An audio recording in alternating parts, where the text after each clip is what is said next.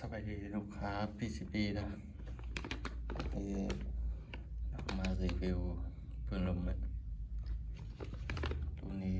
ทักติโก้ถังละลูกกล้องซุนตินรุ่นนี้เซซองกล้อง BSA ถังคาร์บอนบาว16แวนโดยน้องตั้งลุมเนี่ย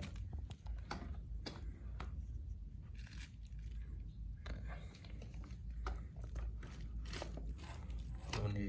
ตอบ A นะ2รุ่นนี้ตอบ A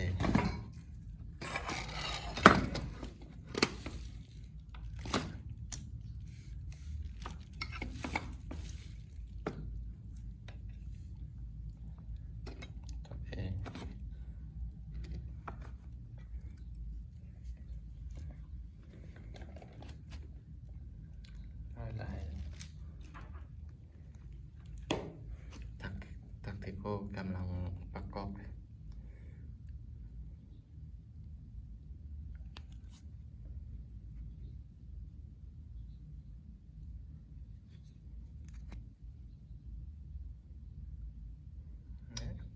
งาม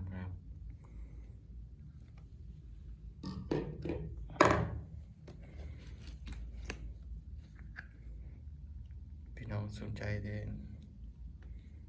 โทรมาตั้งเบอร์ของเรานะเบอร์เรามีเบอร์แอปเบอร์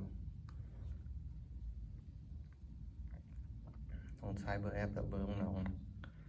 โทรมาหาเด้อขอบใจหลายๆ